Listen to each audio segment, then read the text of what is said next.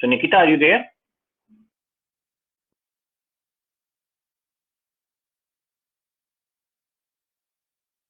Nikita, not listening? Maybe someplace else.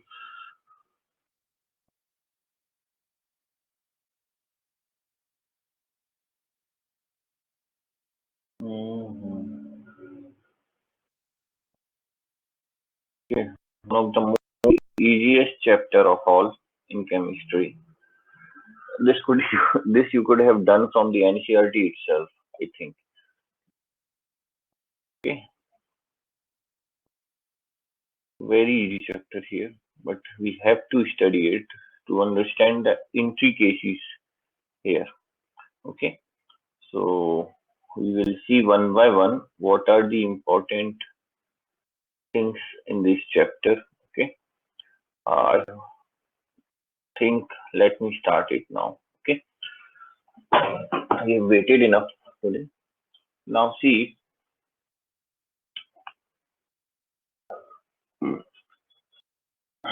now what is periodic table? Okay, the the arrangement of the all the elements which we find in the nature depending upon their specific properties. So we can combine them, we can predict some properties. That is what the periodic arrangement is of the elements is. Okay, there were multiple other attempts earlier before Mendeleev's whose attempts were considered to be a much better version of the others. Uh, okay, much better version than the others attempts. They were not. Uh, they have many flaws, but Mendeleev could was able to explain many properties than the earlier ones.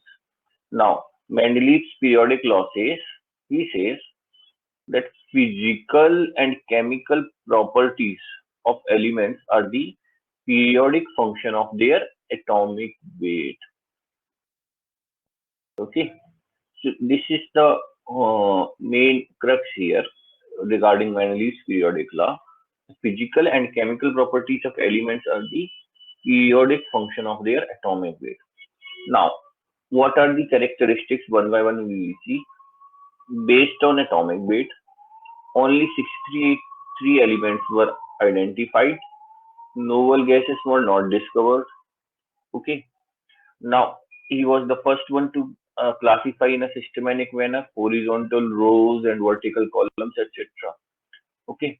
Rows were called as periods, seven periods in Mendeleev's groups, eight groups in Mendeleev's periodic table, just like that only. Okay. Now, what we tried to do is elements belonging to the same group exhibit similar properties. This is what he did. Okay. There were many disadvantages also related to Mendeleev's periodic table. The first one merits let's see study. All known elements till then were classified in groups according to their similar properties. So it becomes easier to study them. Now, it was able to predict new elements as well. Okay. Nikita, are you there? You listening? No. Yes, sir. Okay. Wait. So keep on responding in between. Okay. So it gave, Okay. it he was able to predict new elements like scandium, gallium, germanium, and technetium. Okay, he predicted like there are going to be some elements which are going to show the properties like this. Later on, we discovered these elements. Okay, now just to take an example, he left atomic blank space at atomic weight 72 in silicon group and called it Eka silicon, means properties like silicons. And later the discovered element was called as germanium. Okay. Similarly, other elements like this, Eka aluminum was called as gallium, Eka silicon germanium, Eka boron scandium, Eka manganese called as technetium. This was done based on the Mendeleev's periodic table. Okay. Now, few of things they were able to do is they could done the correction in atomic weight of some of the elements as well. Okay, through experiments, they calculated the equivalent weight of each element, multiplied by the valency, they could get the atomic weight here. Okay. Now, initially they considered this as 4.5 at equivalent weight and considered beryllium as trivalent. So, effective weight was found to be 13.5. Okay. But it was found that no space. So, they corrected and found out that beryllium was actually divalent, and they found out that effectively there is space for the element which is having atomic weight as 9. Okay. So this is how they could correct. They could also get the correct atomic weight of the elements also. Okay. Now other elements like uranium, beryllium, indium, gold, platinum, all of these have been at that time. Uh, the atomic weight of these elements were corrected by the Mendeleev. Now, see what were the defects in this periodic table. Okay. Now here first is the position of hydrogen is uncertain. Okay, in Mendeleev's table, for first A or seventh A because of its resonance with the group. Okay, also place it on the first A group side. Okay, if you remember, the first A group is the leftmost group. Seventh A right one group. Now he said that no separate positions were given to isotopes. Okay, lanthanides and actinides, they could not actually get clarity about actinides and actinides. Okay, now there is no resemblance except valency of subgroup A and B in case of Mendeleev. Okay, so he put in the same group actually. Now, what were the subgroups here? See, these each group up to 8th, 7th group were divided into A and B subgroups. Okay, when A subgroup was called as normal elements, while B subgroup was called as transition elements. This is what, not SPD, A subgroup and B subgroup. That was Mendeleev's classification. Okay, so it was found that there was no resemblance subgroup and subgroup B elements except for the valency. Okay, now at the last defect we can going to see is order of increasing atomic weights was not strictly followed. Okay. Now see, for cobalt is placed before indium and argon is placed before potassium. Now weight is here different one, higher one. Okay. See. So this is what they could not understand why is it happening. Okay. Now the modern version. This was the modern periodic law given by the Moseley. It was based on atomic number. He did an experiment, bombarded high-speed electron on different surfaces, and obtained axis and established the relation of this. Root V is directly proportional to J. V is frequency of X. This is Z is atomic number. He somewhat actually got this straight line relationship. He got all elements around this like this only. This relationship, root V versus Z. Okay, this somewhat unique relationship he got. So he gave a modern periodic law. He said that these physical and chemical properties of elements are the periodic function of atomic number. Okay. Now characteristics of, let's see the characteristics of this modern periodic table. There are 9 vertical columns called groups. Okay, in modern periodic table. First to 8 group plus 0 group of inert gases. Now, these inert gases, you can remember this thing, these inert gases were introduced in periodic table by Ramsay. Okay, and NEET actually, this kind of questions may come regarding the scientist name. Okay, generally, mostly in bio, etc., they come it, but in sometimes in chemistry also they may ask about the scientists. Okay, seven horizontal series called periods were also named here in modern periodic table. Now, few other scientists tried to improve this modern periodic table and they presented a new form which was called as long form of the modern periodic table, which is actually presently used.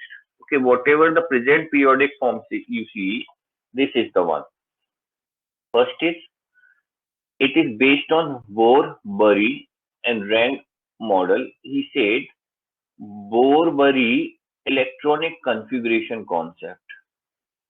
Okay, and atomic number. These two things are important for to get a long form of the model.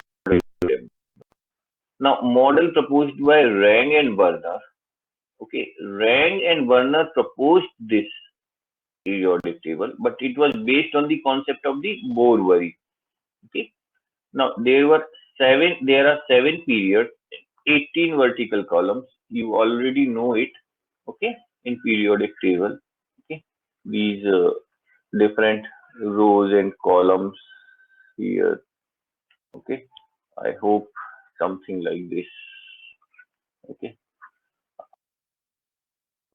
now according to IUPAC, 18 vertical columns are named as first to 18th group.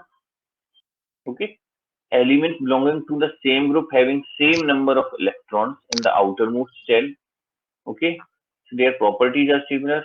Elements belonging to the same group having same number of electrons in the outermost shell. So their properties are similar. This is what we are seeing here. Okay, same points written twice. So okay, this was we are seeing. It is because of the electronic configuration. Outer shell electronic configuration is same here. Now this is what we are going to see the period. Now, if this is the period one, we see the n equal to 1 here. Subcells we found here is only 1a. Number of elements we found is 2 elements, hydrogen and helium only. Now, if we see the second period, 2s and 2p subcells, number of elements effectively 8, 2 in s and 6 here in p orbital. Okay, so effectively 8 elements. We find different types of elements from lithium to neon here. Now see one more thing. In property, when you are counting these things, okay, we will study about the electronic configuration later. Okay, I'll tell you one. Let's just finish this thing.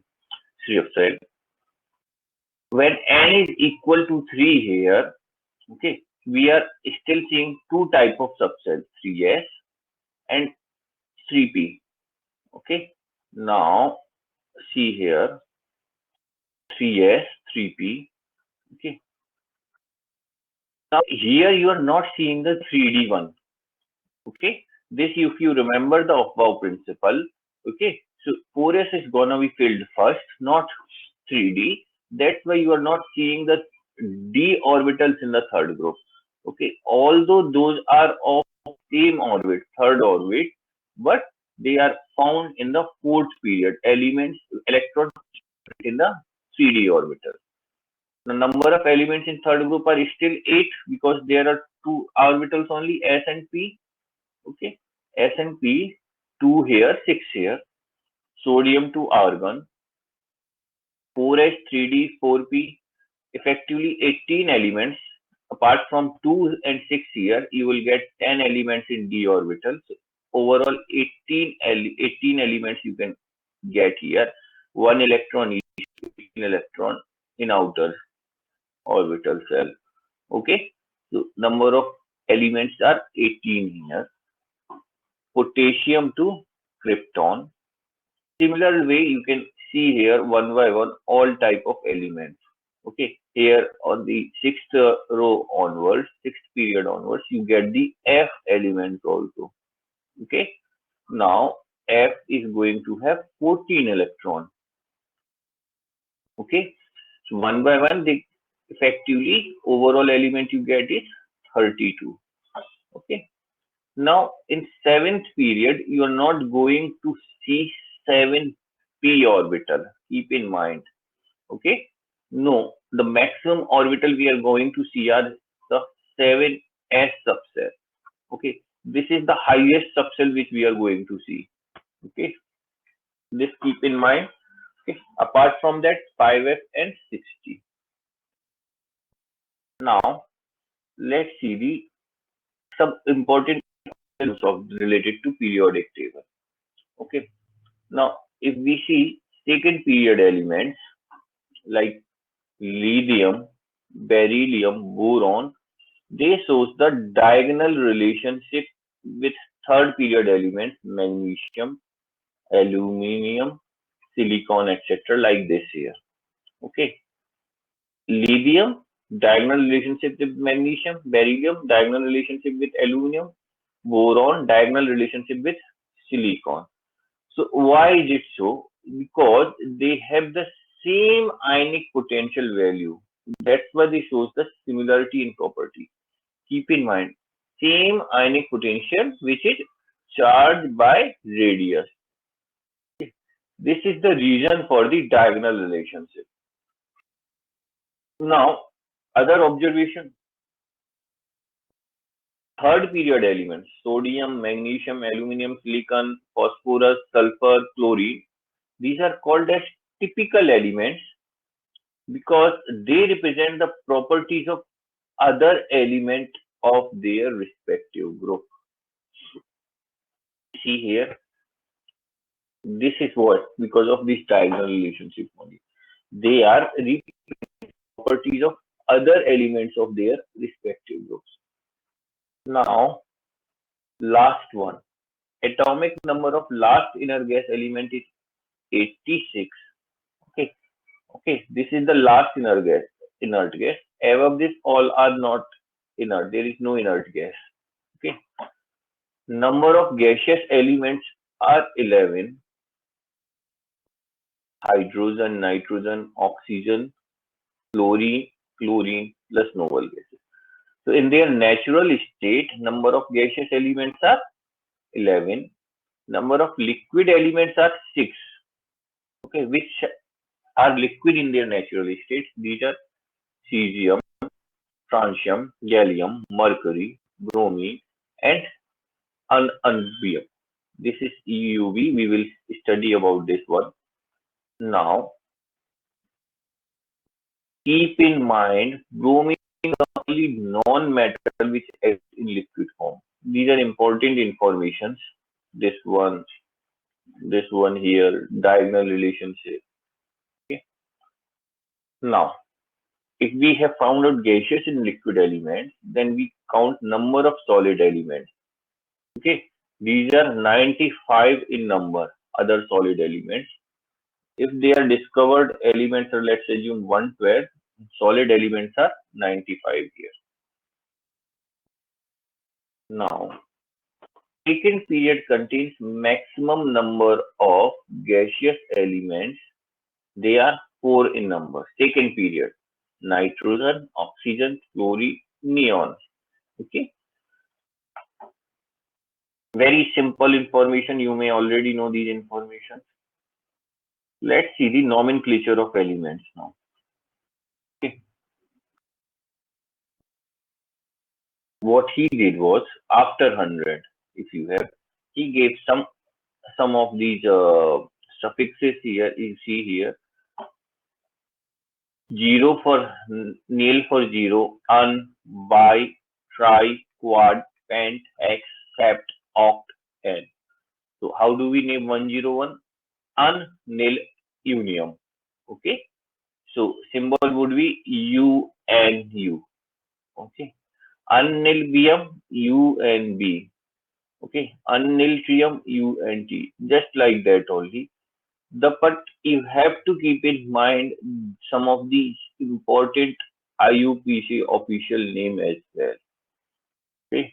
101 is mendelevium, novelium, lawrencium, rutherfordium, dovnium, seaborgium, borium, hassium, meitnerium, and darmstadtium. Okay, so especially these five you can remember. Okay, up to these initial five, four, five. Now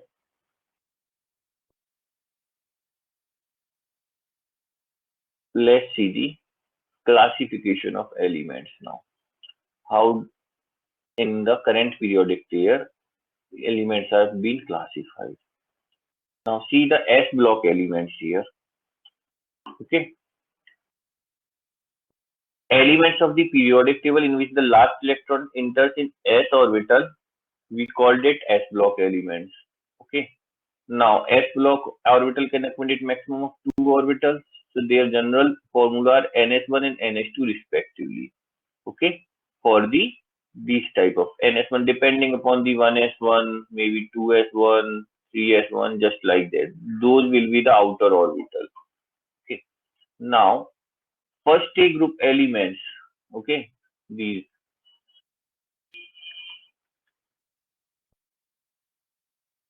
okay. So these are first group elements known as alkali metals because they react with water to form alkali.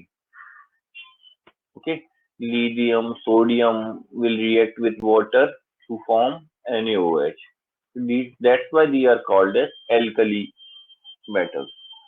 Secondary elements are known as alkaline earth metals because their oxides react with water.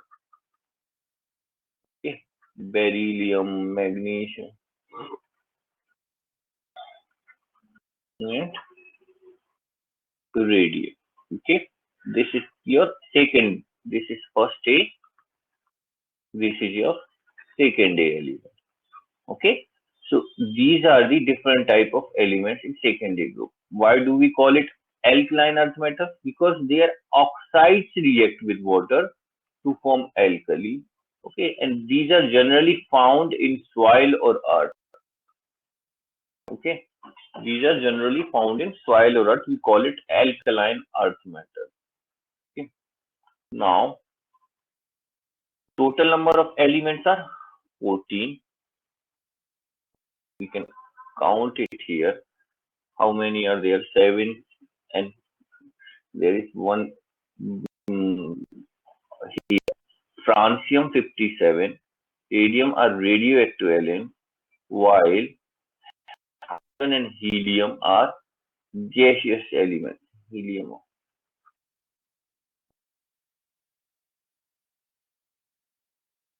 Okay. Hydrogen and helium are gaseous elements. Now, cesium and francium are liquid elements belonging to S block. Okay, only cesium and francium. These are the liquid elements. Okay. Now, let's see the P block elements. Okay. About S block elements, everybody got understood this thing? Yes. Anybody have any doubt? Manoj?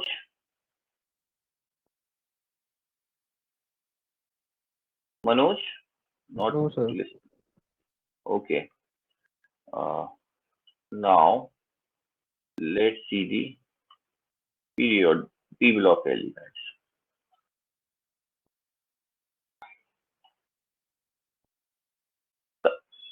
In P block elements, okay, the last electrons get filled up in the p orbital, then we call it P block element.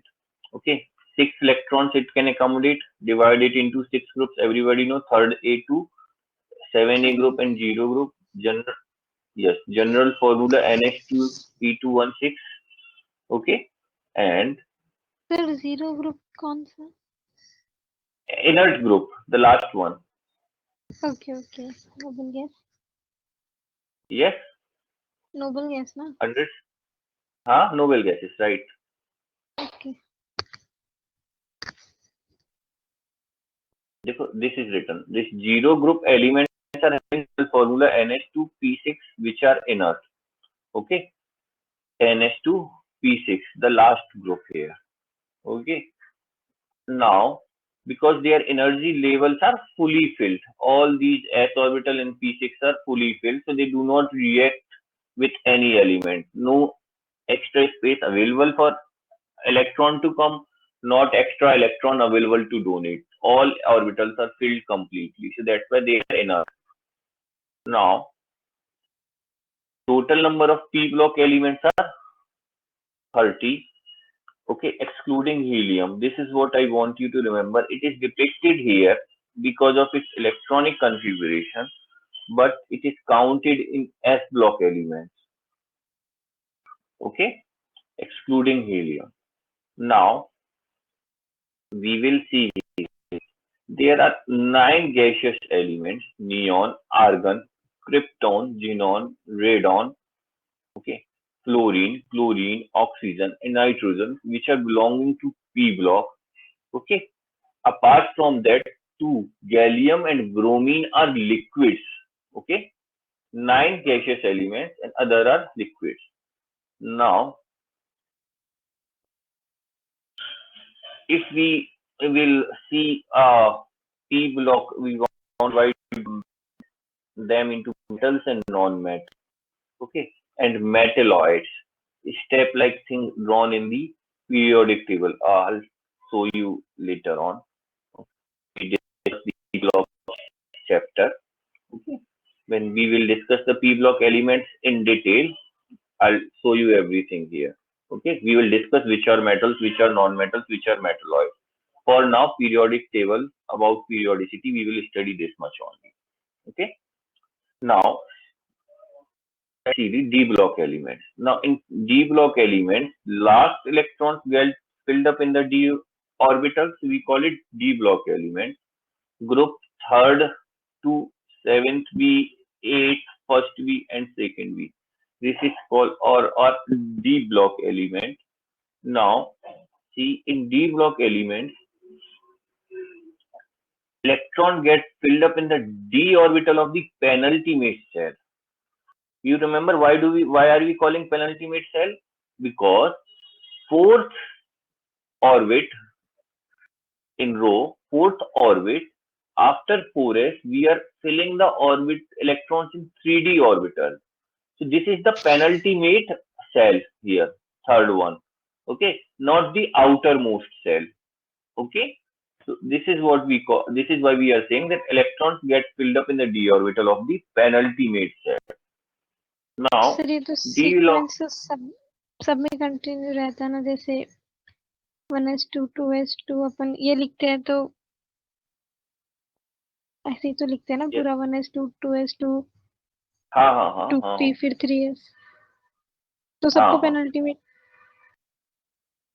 नहीं नहीं नहीं, देखो अगर आप ऐसे लिख रहे हो, देखो इन आप ये what happens in D orbital, see here, जो आप लेट्स सी यहाँ से हम स्टार्ट करते हैं स्कैंडिनेवियम से आगे के जाके, तो यहाँ पर जब जो first element after 4s2, okay, it is going back into the 3d orbital, one orbital, not in 4p, okay, further on in outermost orbital. So this is called as penultimate cell, that last one, not the outer one is the fourth cell here, but we are filling in the third cell. Understood? Okay, that's why we are calling it penultimate cell. Okay, not because not like 1s2 2s2, okay, and 2p6, okay, then it will come 3s2 3p6. Did you see anywhere else I go back in number? I did not go back in number here. Okay, sir. Right, but in case after filling 4s2, I did Then go we back come to 3D. that 3d 3 number after 4. Okay, so we are going into the penultimate cell. Okay, penultimate means the last, the inside the one below the outermost. Okay, Okay. okay, always remember in d orbital, okay, in d block, okay, mostly see here in the next row only. General formula of these elements is like this: n minus 1 s2 p6 d1 minus 10 and ns12. Okay, if n is 4, so the formula would be, let's say for first one, 3s2, 3p6, 3d, let's say 1 or 10, 1 to 10, 1 to, okay, and 4s2, 4s1, 4s2. Now, this is the outermost orbital. Even though you are filling orbital last in 3D orbital, but 3D would be found, it is lower in energy, but arrangement is, this is penultimate only. Outermost is still 4s1. Understood?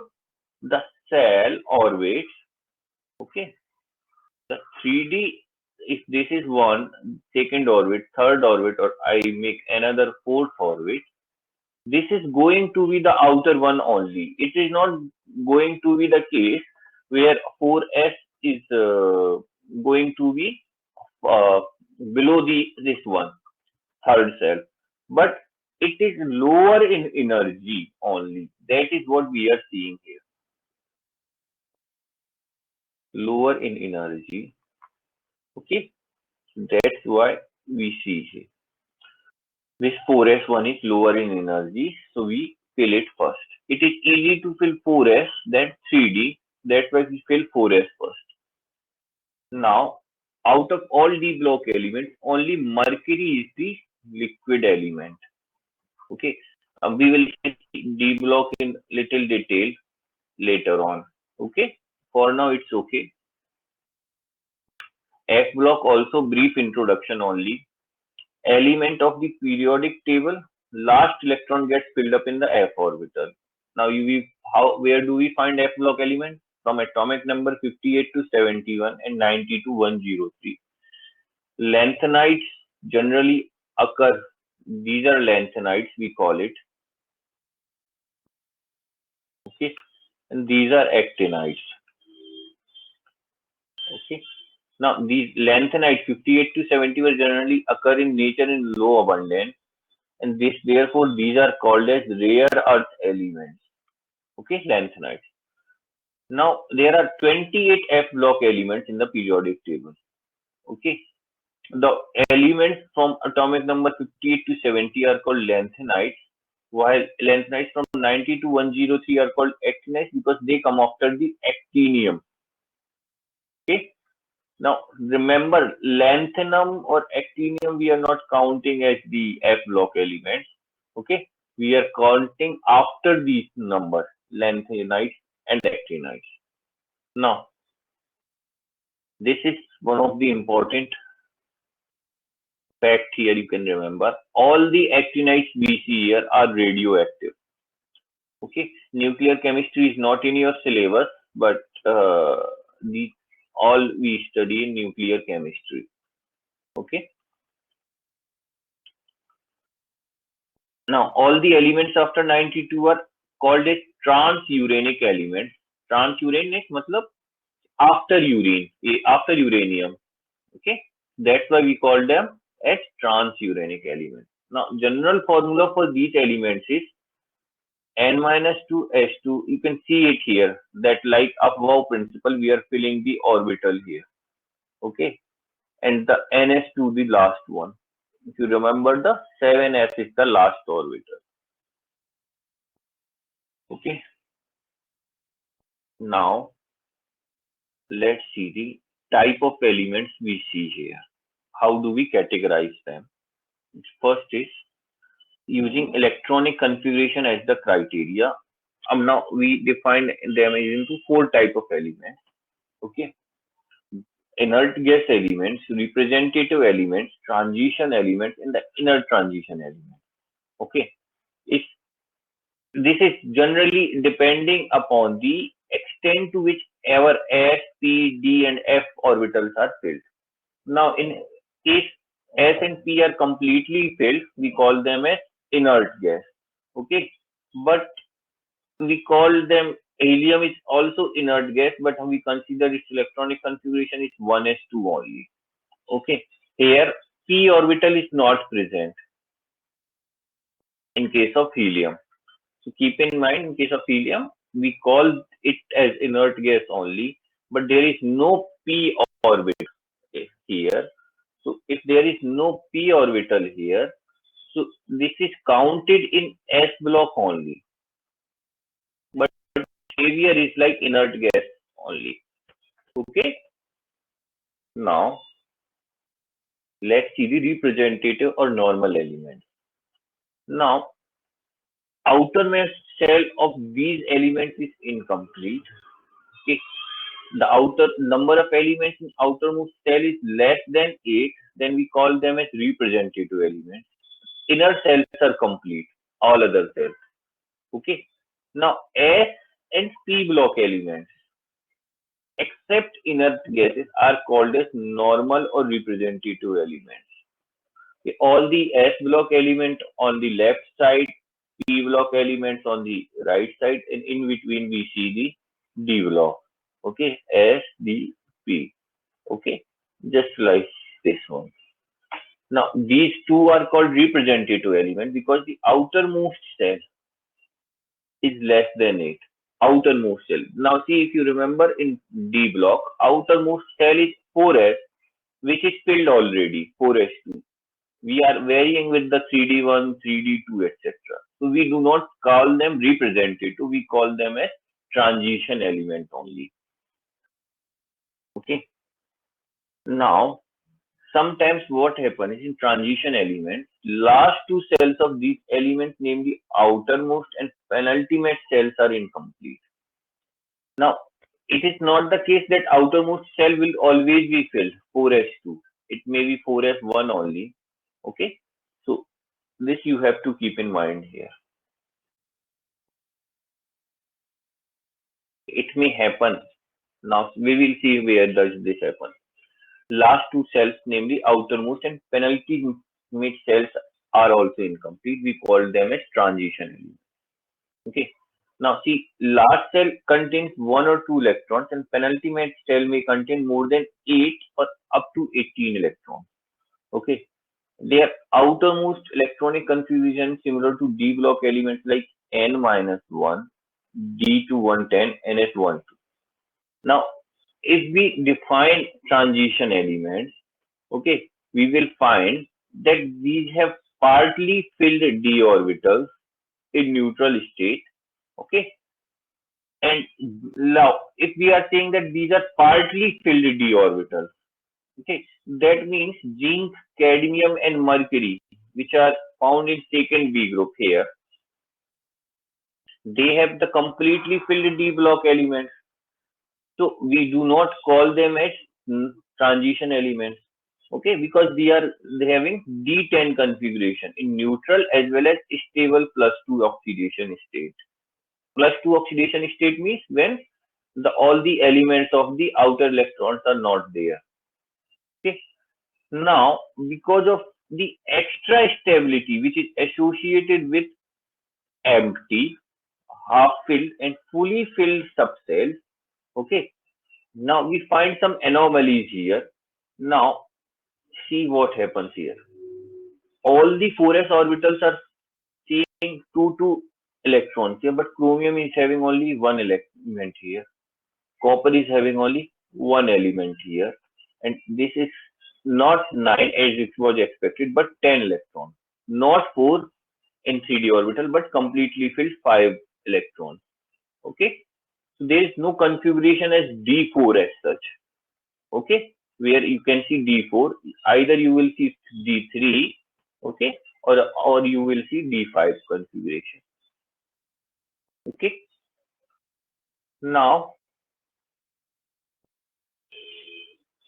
if last 3 cells are incomplete, like penultimate and pre-penultimate cells are incomplete, then we call them as inner transition elements.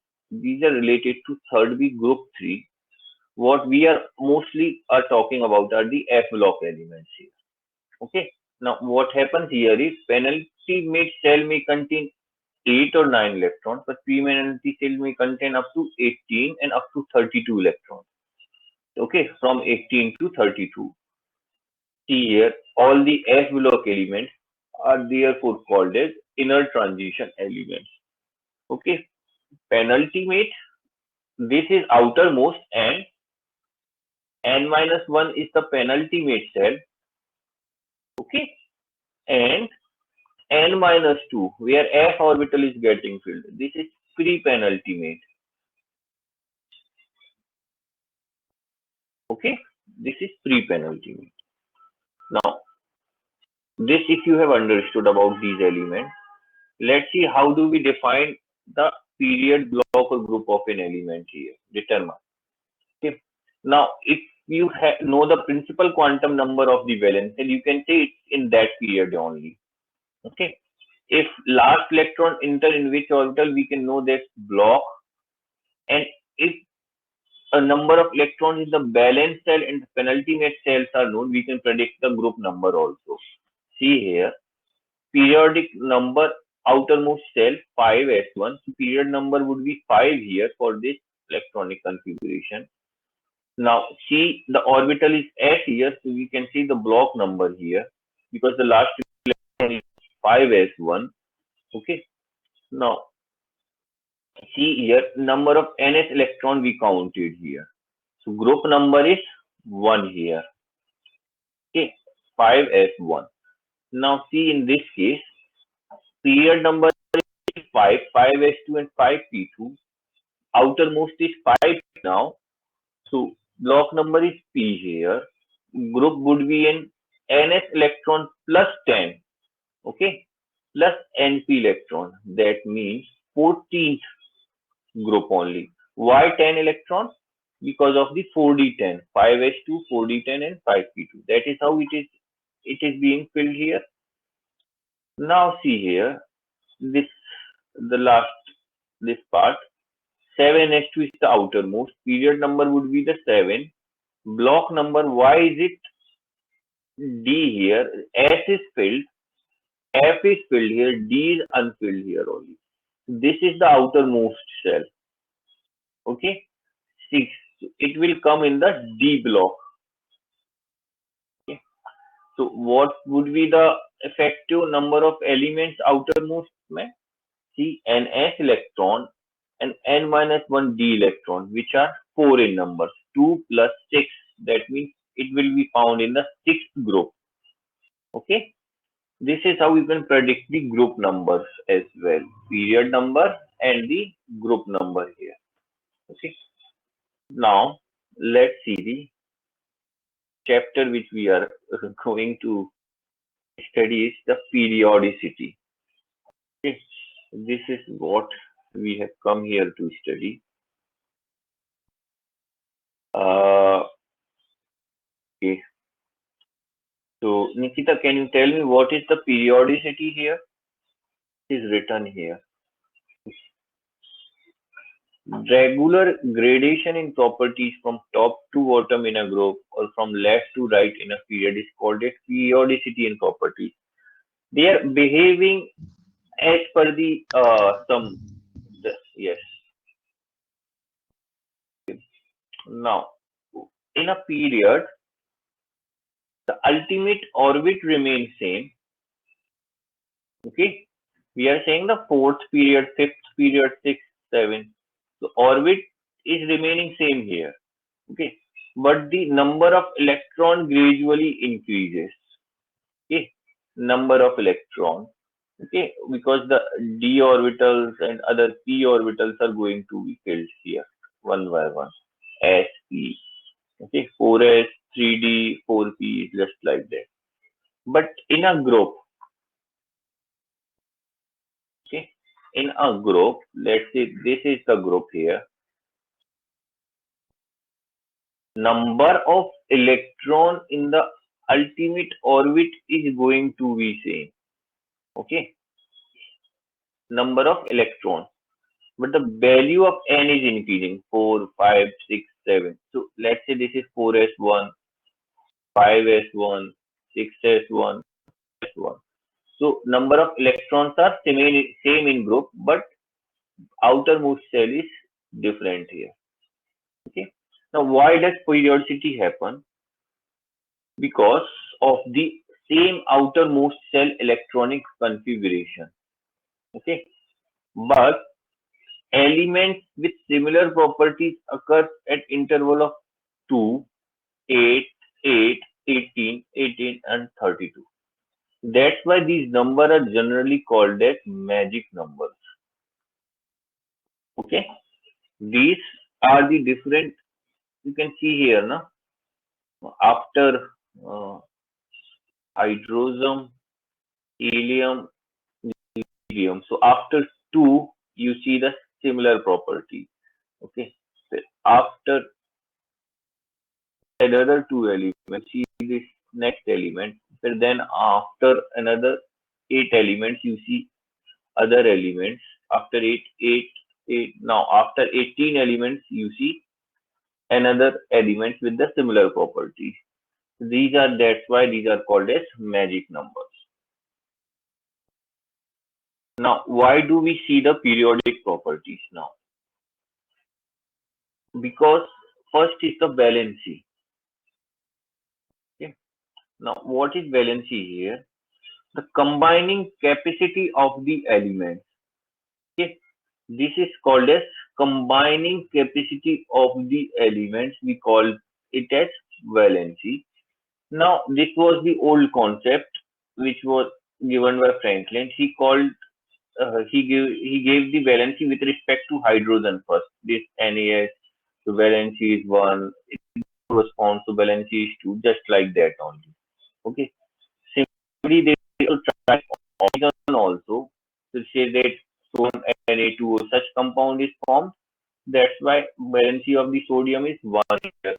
Just like they keep deriving the valence. Now this new concept is based on the electronic configuration only. Okay. So valency for first state to 4-ray groups is equal to number of valence shell electrons, and from fifth A to 0 group it is 8 minus number of valence electrons. Now see here, from first A to A group. Okay. NS1, this is valency 1, NS2 2, NP1 3, NH2 NP2 4. This is for valency here. But after this fifth group onwards, now they are more than we have to calculate the valence. Now we will calculate by subtracting the number of electrons by from 8. Okay. So 8 minus 5, 3 electrons. 8 minus 6, 2. 8 minus 1, 7, 1. And 8 minus 8, 3.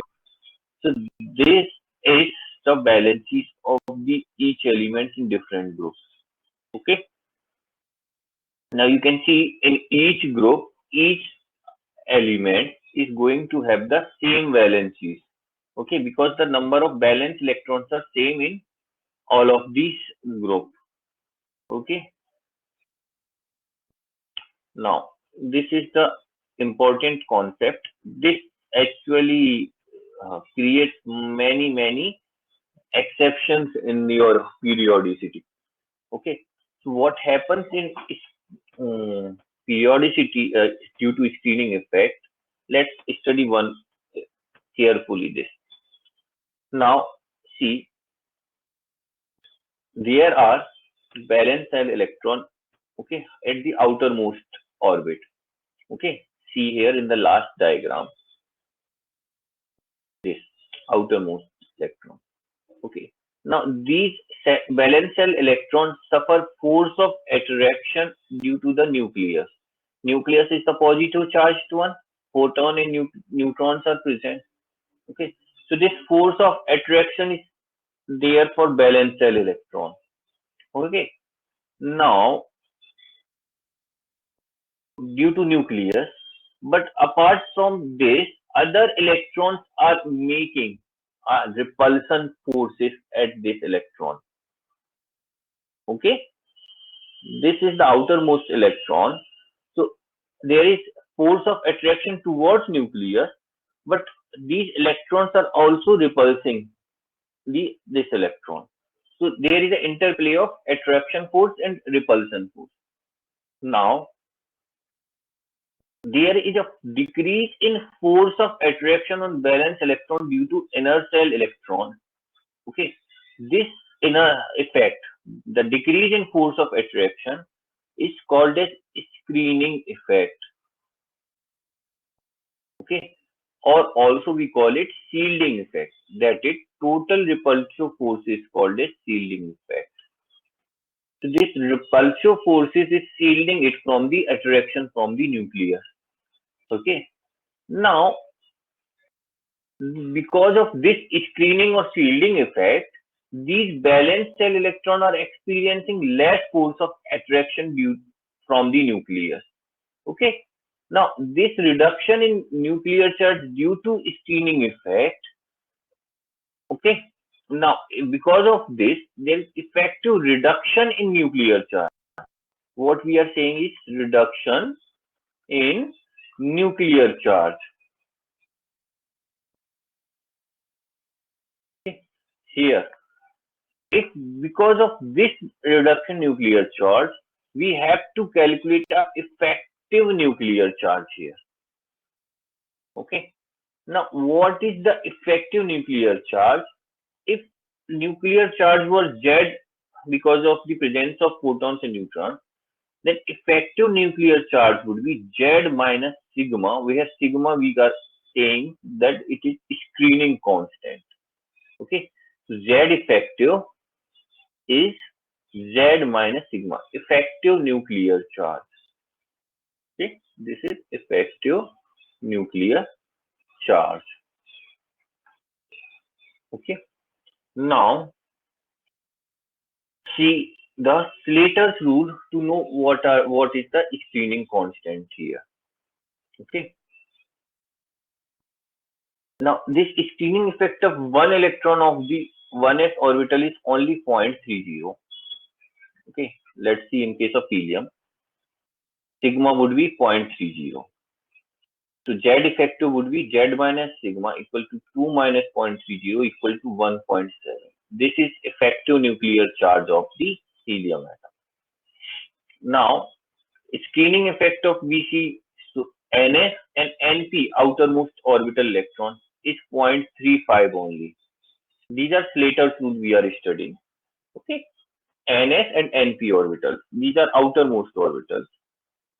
Screening effect of N minus 1 penultimate orbit, S, P, and D electrons is 0.85. Screening effect of the N minus 2 and below all the electrons present in S, P, D, F is 1 only. They are completely blocking the screening effect here. Okay, so below, see here, this is what happening. If NS and NP are present, they are going to contribute 0.35. Okay, if N minus 1 penultimate shell electrons, they were contributing 0.85 here. Okay, and these N minus 2 and the below one are going to completely as 1. This value of sigma here. Okay, value of sigma. Okay. So this is would be the effective nuclear charge here.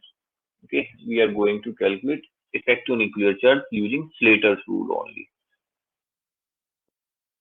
Now, see effective nuclear charge of elements of second period, just to show you how we are calculating.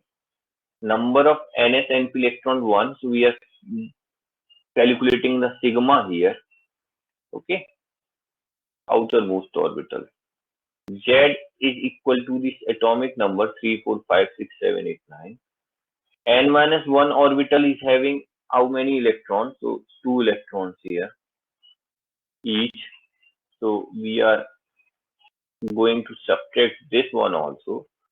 So total screening effect of A and B is this much. Okay. So effective nuclear charge is like this. Expected was 3. We found out to be 1.3. Expected here and fluorine was 9, but we found out that effective nuclear charge was 5.20 only. Okay, so this is what effective nuclear charge is. That amount of charge with which they are attracting the electrons. Okay. Now see the periodic variation of the Z effect. Okay, this effective nuclear charge. Left to right in a period, Z effective increases. Okay, effective nuclear charge. Okay. Now if a periodic ZF is increases by 0.65, atomic size also decreases considerably across the period. Okay, atoms are going to be less in size. Okay. Now, if we see in transition series, this is our transition series. Our Z actually increases by +1. Okay, it's because scaling effect increases by 0.85. So effective Z increases around 0.15. Okay, one element each is increasing. So effective Z is increasing by 1, but scaling effect of these d electrons is only 0.85. So Z effective is increasing 1 by 1. Okay, 3.15, 3.30.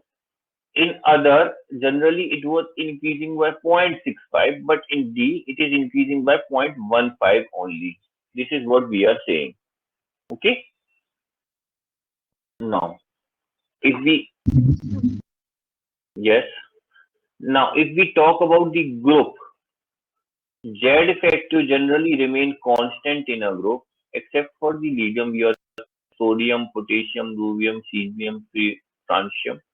Z effective is going to be same here. Okay, because the number of outermost electrons are same here. Okay, so Z effective is going to be remain constant in a group, but increasing slight less across the period. Okay, now let's see the variation in atomic radius. Okay. Now, average distance of valence electron from nucleus, we call it as atomic radius. Okay, this is very difficult to measure because single isolation of atom is not possible. We do not know exactly the boundary, where is the boundary of these atoms. Okay, now more accurate definition, if we want to calculate of the atomic radius, would be the half the internuclear distance between two atoms in a homoatomic molecule.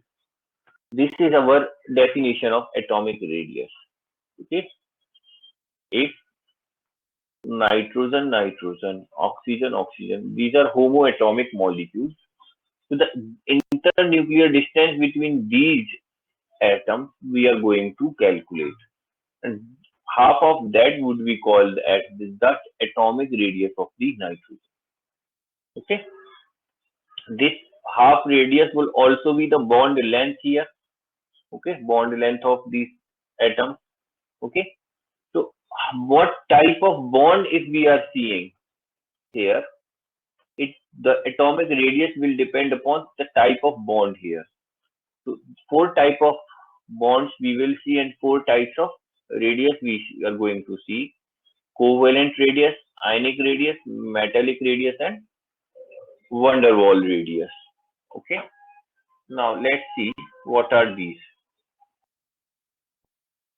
Covalent radius is 1/2 of the distance between the nuclei of two covalently bonded atoms. So that's why if distance is dAA, radius will be dAA by 2. Okay, if these are two single covalently bonded atoms in a homodiatomic molecule, then the sum of the covalent radii of the both the atoms, if we know the Ra, okay, so we can write dA as Ra plus Ra. Okay, similarly, if I try to depict it in AB, I can replace A by B here, and we can see this. We could have written this element A and B as like dA DAB equal to RA plus RB. But what happens is when two different elements are combined, their intermolecular distance gets affected due to the electronegativity.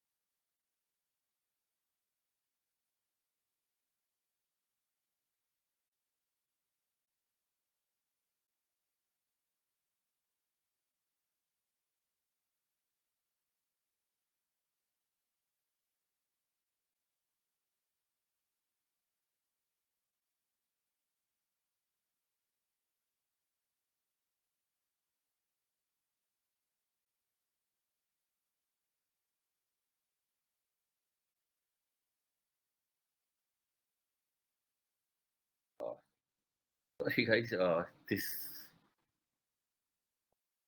actually browser got closed due to the this one. Okay. I didn't catch that. Could you try it?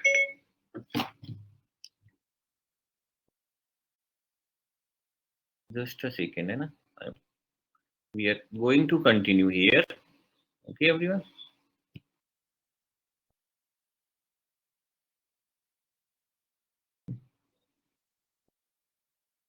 Okay. Sorry, this browser got closed because of movement. Okay. Now, let me come back here.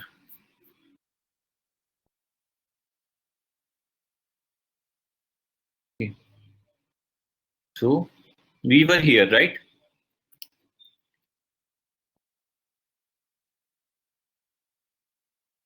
Nikita, you can listen to me? Yes? Yes, sir. Okay. Now, just a second. Okay.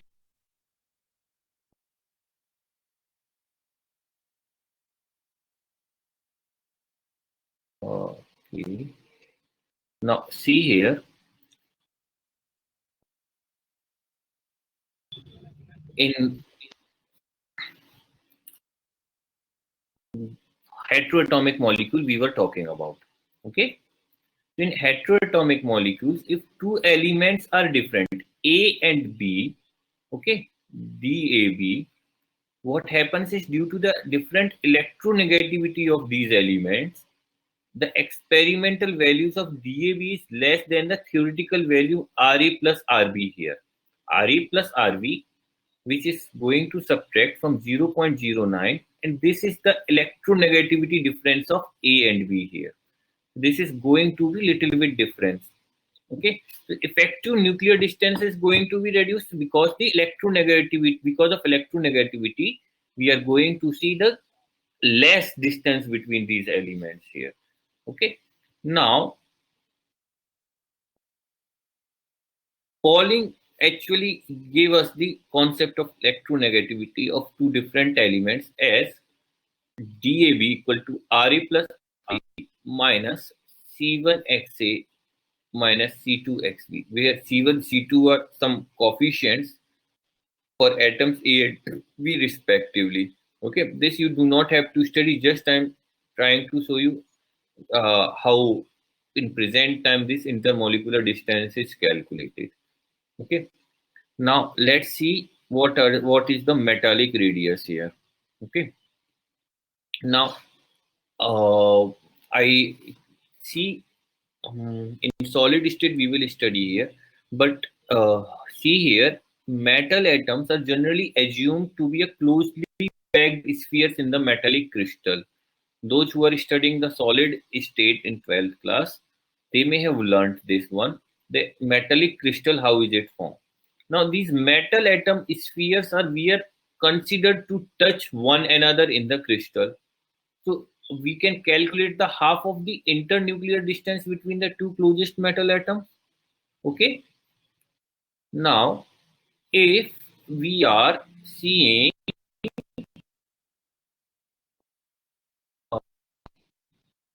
intermetallic,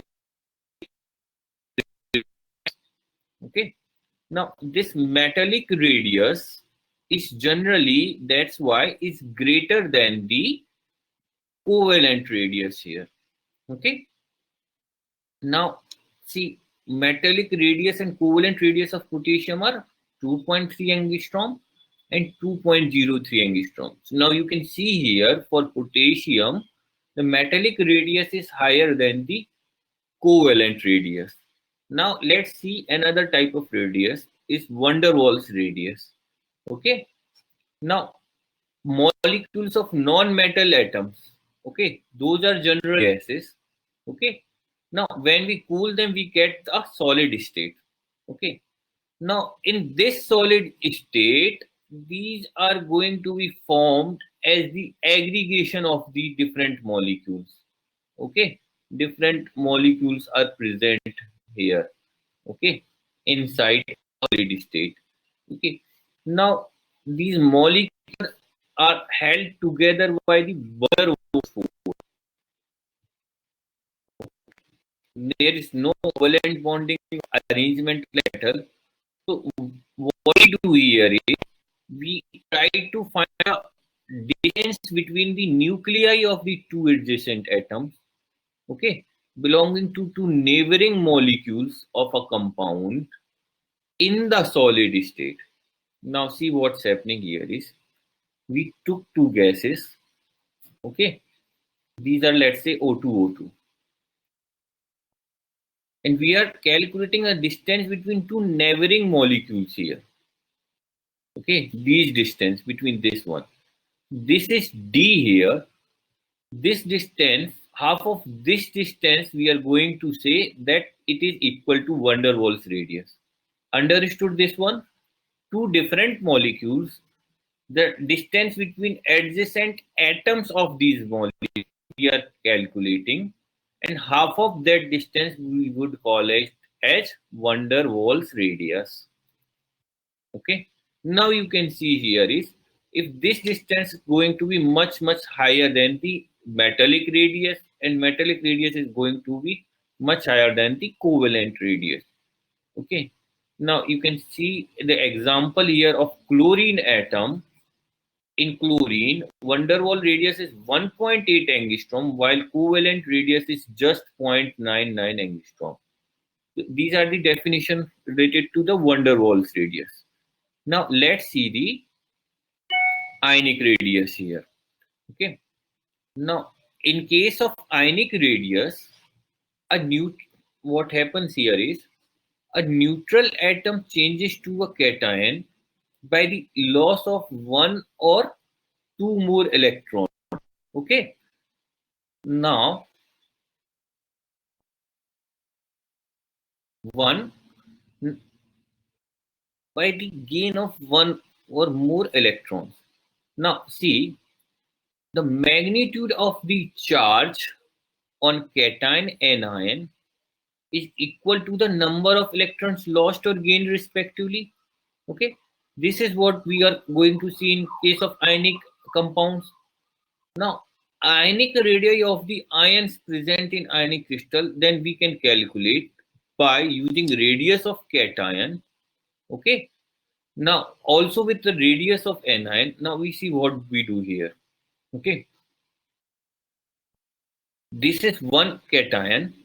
Okay, smaller, the bigger one would be the anion.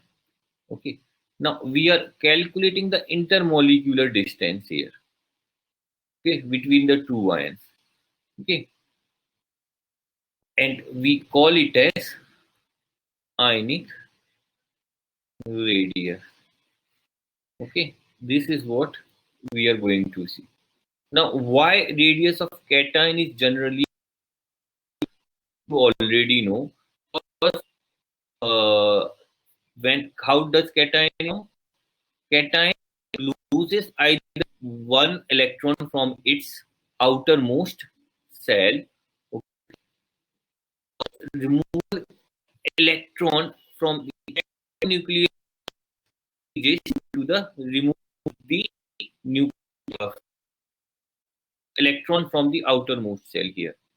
Here, there was one electron present in the outermost cell. Now, from the center, the Z effective is going to increase. Okay, the Z effective, Z nuclear charge, because this one shielding effect is decreasing here. In case of anion, okay, what happens is effective nuclear charge decreases. Why? Because there is addition of extra electron which creates shielding effect.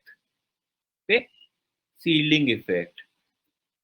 So that's why effective nuclear charge is going to decrease in the case of formation of anion.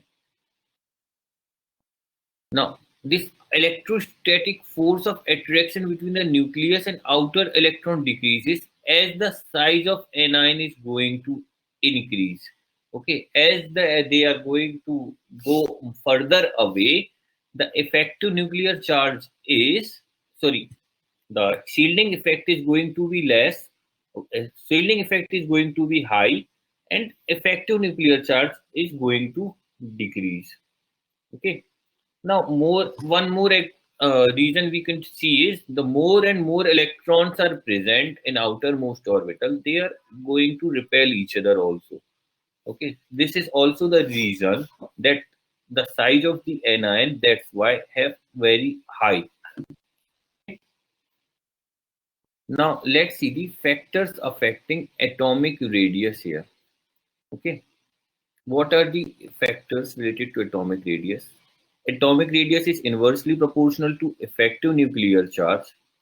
Okay, see here, lithium, as we see, the effective nuclear charge is across the period, it is actually decreasing. Then atomic effective nuclear charge across upper groups were increasing continuously by 0.65, in D block increasing by 0.15. If it is increasing here, that means atomic radius is going to decrease across lithium to fluorine. Okay. Second reason is, as soon as you see the number of cells increasing to third, fourth orbit, you can see the atomic radius increasing. So down the group, you are seeing the increasing number of radius. Now, atomic radius depends upon the screening effect also, the magnitude of negative charge or magnitude of positive charge. If positive charge is there, then it will be inversely proportional. Okay, radius. See, magnesium atom is going to have bigger radius than the magnesium +2 ion. Okay. Now, one more thing we are going to see here is atomic radius is inversely proportional to bond order. Why? We will see in case of single bond, double bond, and third bond, triple bond, the bond length is higher in case of single bond. Okay, the overlapping of the SS orbital, so this is higher. But when p orbitals also overlap, they come much closer. So bond length is going to be inversely proportional. So this bond length is going to be greater here. Okay, bond length is going to be greater as the bond order is increasing. So what we see here is across a period, we see that left to right in a period, nuclear charge increases. Okay, lithium, beryllium, B. Okay, and carbon, nitrogen, boron, carbon, nitrogen, oxygen, fluorine. But this is less neon. This because of the inert effect. Okay, this we will see in the last. Okay, this is inert. So all the electrons are already filled. All the orbitals are already filled. That's why effective nuclear charge is not increasing there, but remains so. Okay, completely stabilized orbit. They are going to be the exceptional case in many completely filled orbitals. Okay, now see in a group, atomic radius is going to increase from top to bottom. Okay, on the group as the number of cell is increasing. Lithium, the atomic radius is going to increase down the group. Okay, down the group there would be increase. See, some exceptions are the transition elements. Okay, what happens here is the Z effective is screening effect is greater than Z effective here. Okay, so here you see that the very this there is increase in radius, but after here there is no such increase here in case of iron, cobalt, and nickel, because the Z effective is making the screening effect. Okay, is getting equal to the screening effect. I hope you understood about the atomic radius. This you remember. This thing, factors. If number of cells increase, atomic radius will be high. Effective nuclear charge. Read about the effective nuclear charge, revise it. Okay, then you can easily predict the atomic radius here. Inversely proportional. Okay. Now, there is another exception of the lengthenide contraction. Okay, this we are seeing here. Outermost electronic configuration of inner transition elements is this one for F lock elements. Okay, now you see this electron enters in n-2 F orbitals at last. Now, this screening effect of electron is very less, okay, because the complicated structure of the F orbital. You just have to remember this one. Okay, because of the complicated structure of the F orbital, screening effect of the electron is very less. That means nuclear charge increases by 1 in lanthanides, okay, and actinides. So actually what happens is, as I said, atomic radius or size is inversely proportional to Z effective as this nuclear charge is increasing, because the complicated structure of the F orbitals, screening effect is very less, very less. Okay, so as Z effective remains so because of the increase in N, we are saying the more Z effect. What we ultimately see in case of lanthanide is that nuclear charge is much higher screening effect that leads to the decrease in atomic radius, because Z effective is increasing. That's why we call it as lanthanide contraction. Okay. Similarly, see, radii in first, second, and third transition series, radii 3D 5 is less than 4D, but 4D is equal to 5D here. Okay, but see in third B group, this is your group. scandium, yttrium length now. This size is increasing down the group because the increase in number, orbit number. But in 4th V group, we see this hafnium, which is a lanthanide element, okay, which is F block element. The size is equal here, okay, sorry, okay, between zirconium and hafnium, size is equal. From titanium to zirconium it increased, but zirconium to hafnium it remained equal. This was because of the lanthanide contraction in case of hafnium. Okay. Now there is similar contraction of transition element as well. Okay. What we see is down the group atomic size should generally increase, but what we see here is to boron to aluminum it increases, but aluminum to gallium the size is going to be remain same only. Now why does this happen? This is due to the transition contraction. Now earlier in transition elements nuclear charge in just one, remember, okay, 0.85 multiplication for the inner orbit we see, but nuclear charge increases by because the electron were going into the pentimates. Okay, the transition nuclear charges effectively increases by 1. Okay. Now, if electrons enters in n-1 d orbitals, this exerts a screening effect. Now, this screening effect of this deep electron, which is increasing in due to the penalty mate cell, this balance the nuclear charge by 85%. I told you 0.85 effect. Okay. Now, so Z effective increases effectively only 0.15 in case of transition element. Okay.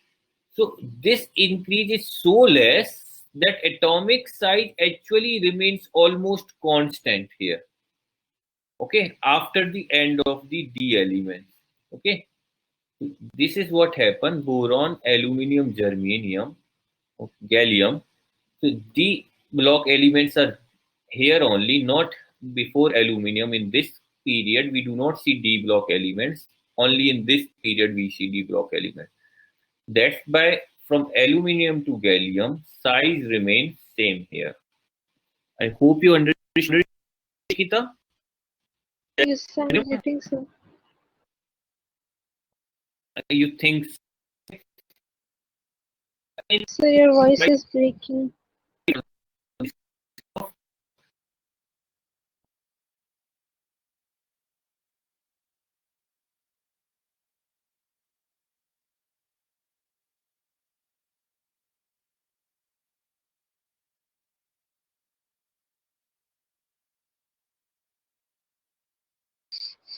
I can't listen and your voice is breaking.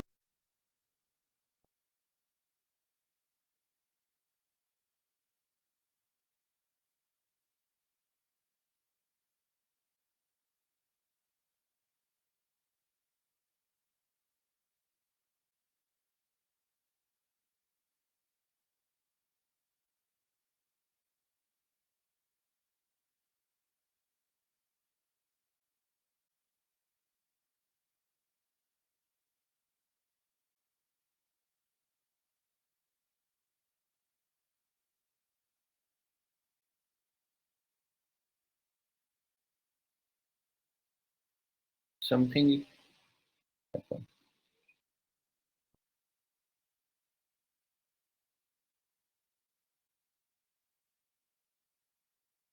Again, can you listen to me,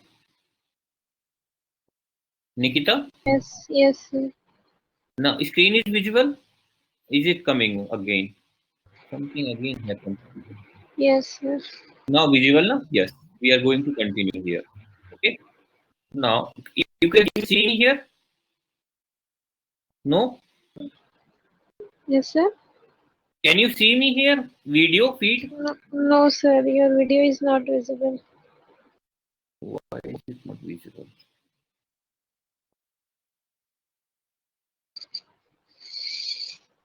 What happened? Webcam sharing blocked. What happened? Okay. So what? Almost done class, I think, for today. We are going to end it here only. Okay. Yes, sir. So yeah, we had class till 12:30 only.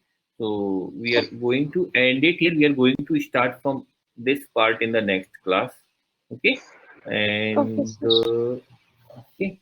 So I'll, है ना? Okay. I'll, okay, Nikita and Manoj. Okay. I'll see you in the next class. Okay, everyone.